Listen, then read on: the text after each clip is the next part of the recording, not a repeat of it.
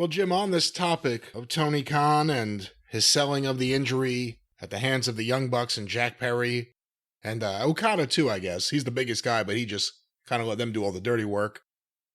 He was on the NFL Network draft day, or the day 2 of the draft, I guess it is. And some of his comments have gotten a lot of attention. Talks about the WWE and their battle with AEW. I'm going to play the full clip.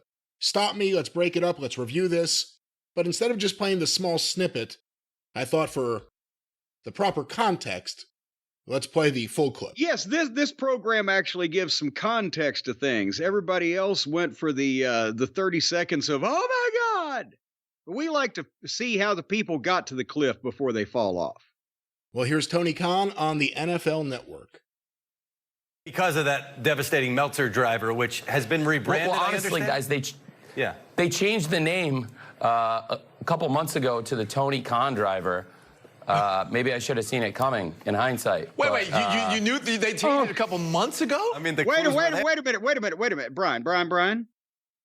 Is that Tony Khan reminding whoever this person is that, oh no, they changed the name to the Tony Khan driver? That's Tony Khan reminding this guy of that. Yeah, Tony Khan said the words Tony Khan driver, yes. So he couldn't even fucking let the guy get the question out before he had to remember. No, it's named after me now. Even though they gave it to me. All right, I just wanted to clarify. Now we know what Tony's voice sounds like in this context. He may have changed his goddamn mixture that day. He sounded a little more adult. They called it the Tony Khan driver. You know, I have a complicated relationship with Matt and Nick and Jack. Jack had been out of AEW for a while. I'd sent him on an excursion to our partner in Japan where he did great things. An excursion, like it's a cruise line. It's like, all right, why don't you go to the volcano today? That'll be your excursion. He suspended him 6 or 8 months ago for causing his biggest star to fucking leave the company. However it happened, he suspended him and he let him go to Japan while still paying him so he wouldn't have to fucking talk to him, apparently. But now that the kids from Cucamonga want him back, suddenly they're good friends, and Tony had sent him on the goddamn Carnival Cruise Line. Reinstated him Wednesday night on TBS by his own request.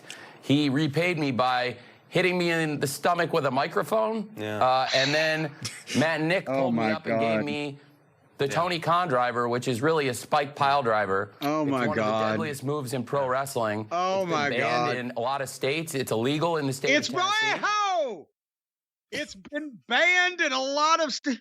He's doing the shit that they write on or that I assume they wrote on the message fan boards in their fantasy booking things when he's talking about it like it's the announcer saying it on a wrestling show. And he's expecting this. Who is this person interviewing him? It's a couple guys on the NFL Network. I don't watch this. Real world people are expected to go. Can you tell now? This is his fantasy. He's always wanted to do this. It doesn't matter what it looks like. He's getting to fulfill his dreams. Go ahead. And his dreams actually, in a lot of ways, are more about just being able to talk wrestling all day than even working it. But let's go back to this. Which is really a spike pile driver. It's one of the deadliest moves in pro wrestling. It's been banned in a lot of states. It's illegal in the state of Tennessee. And for them to do that to me in front of millions of people around the world and a great audience live Wednesday night on TBS, it scared me. Millions of people around the world. And by the way, here's a factoid. Actually, technically, the pile driver was illegal, according to state law in the state of Tennessee. When Tennessee had an athletic commission, Roy Welch decided that the pile driver was going to be their banned move, because this goes back to the fucking 50s or maybe before. And to make it legitimate, they had the athletic commission make it illegal. So you could really say that. And then, of course, when the guys did it behind the referee's back, nothing happened bad to them from the commission. But that's a trivial factoid that fucking Tony has run into on the internet, and now he's trying to. I don't think they were thinking of leaping, flip-assisted tombstone pile drivers back in the 40s when Roy Welch gimmicked the Athletic Commission. But he's like a fucking wrestling Rain Man putting this thing over in a real world situation, and he's coming off like a goddamn teenager, isn't he?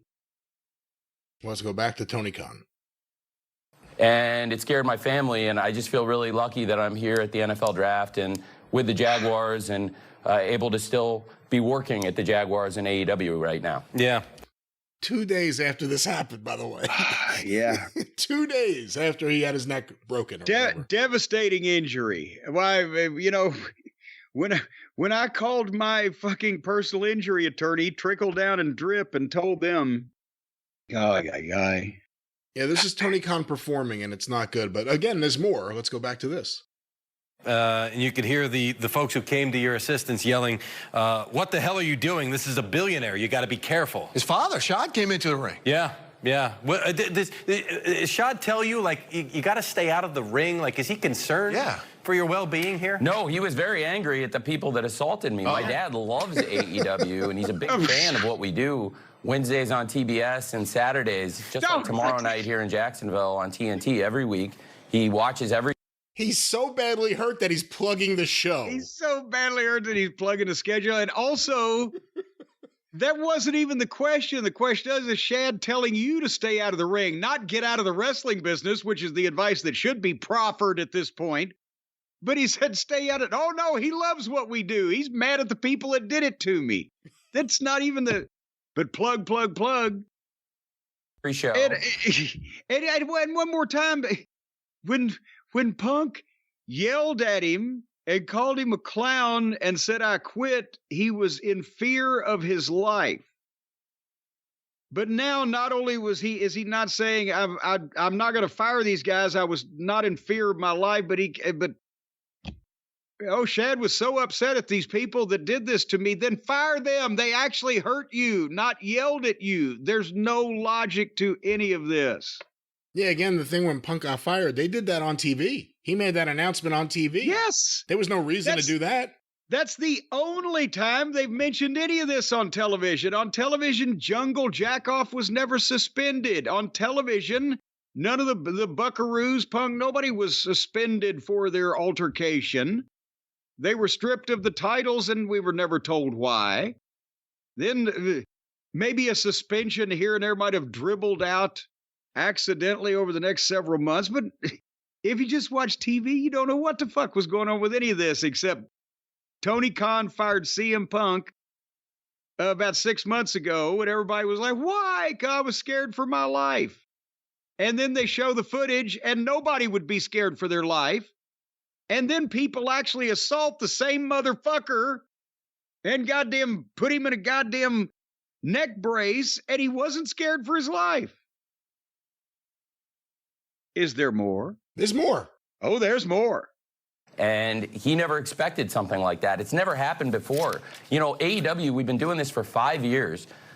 We are the most successful sports startup since the AFL pre-merger. Hold on.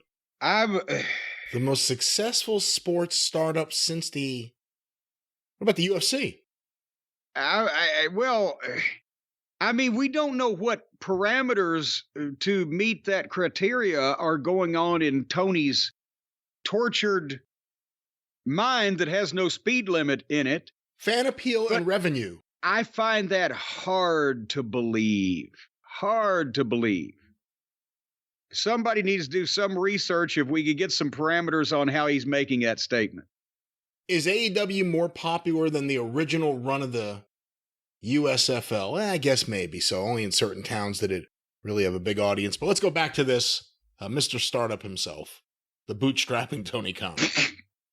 There has not been a challenger brand that has gained as much market share as AEW in many, many, many years. We are like the Pepsi of pro wrestling. Yeah. And we're up against a really evil juggernaut. WWE is our competitor. That's who we're facing. AEW, like the Pepsi of pro wrestling. WWE's like the Harvey Weinstein of pro wrestling. And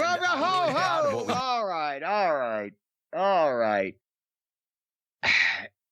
By the way, they have him so frazzled he can't form a cogent simile. What does Harvey Weinstein have to do with Pepsi? That wasn't really even a fucking statement that makes any kind of goddamn sense, was it? Well, first of all, it's obviously something he practiced and rehearsed because he tried to set it up with the earlier comment. He mentioned a Pepsi thing twice. Yeah. Obviously, Pepsi is CM Punk's favorite soda, I guess famously, or at least he has the tattoo. Yeah, he had the germ of something in there, and he might have practiced it, but he couldn't get it out. Punk's favorite drink is Pepsi.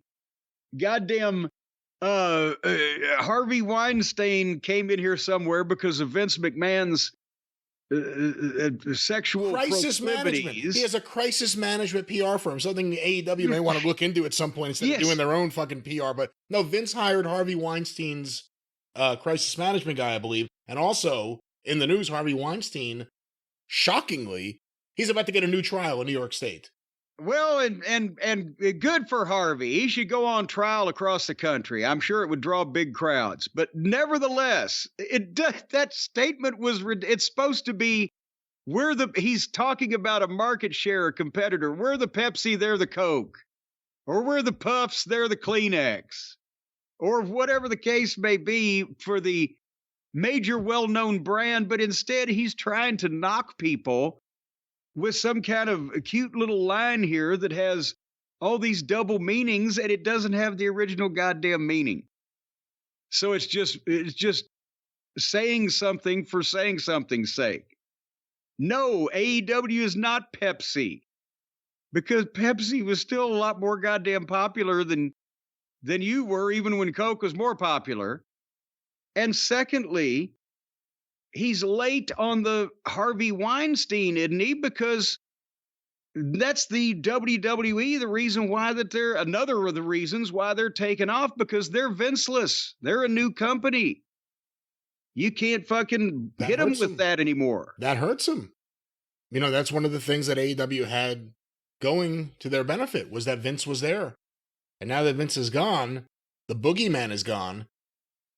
You know, Tony doesn't have that anymore. So now it's Tony Khan against Triple H, and people don't have the animosity towards Triple H that they do towards Vince McMahon. Yeah, so he's saying this evil corporation. No, they're not, actually. No, not anymore, apparently. And the idea that he's comparing it, that's like saying, well, you know, Vince McMahon used to work there. Yeah, but he don't anymore.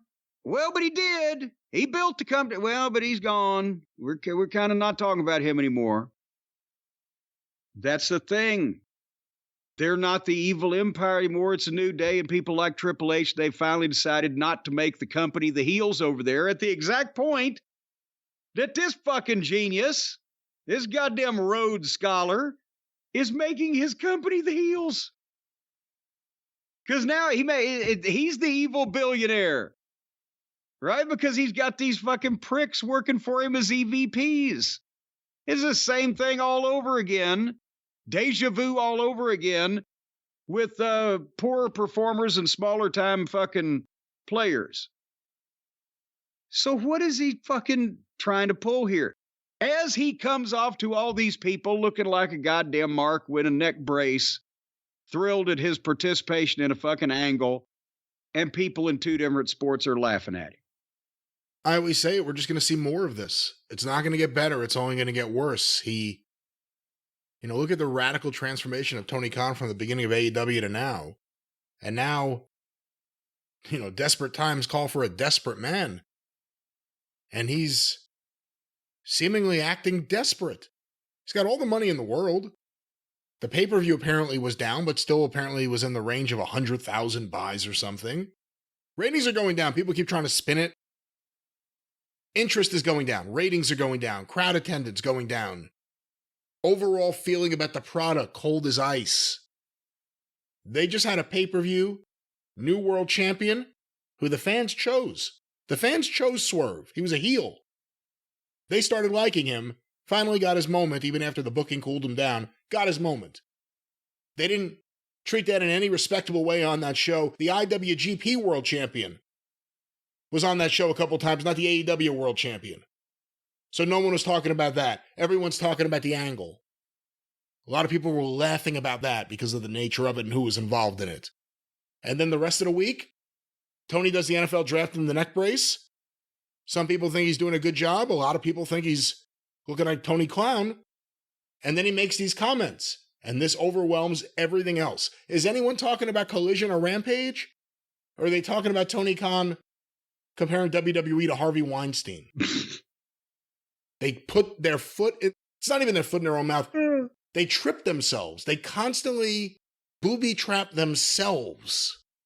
AEW is so much more interesting because of the personalities working there than anything they're putting on TV because of this kind of shit. Well, yeah, again, like you said, they're talking about most of the headlines that came out about the company for the last couple of days. Is the whole thing is the WWE's Harvey Weinstein instead of any positive news about anything that's going on their program that might be related to everything is about, look at these stupid people and the stupid things they do. And that's really the story there, Jim. Another week, AEW, pay-per-view, Dynamite. We're talking about the drama behind the scenes and the characters that cause the drama. And it's always the same central character. It's Tony Khan. More people need to say it. The problem is Tony Khan. This is his project. It wouldn't exist without him. He's standing in the way of it becoming truly successful. Not like I'll throw hundreds of millions of my dad's money at it successful, but like a business successful.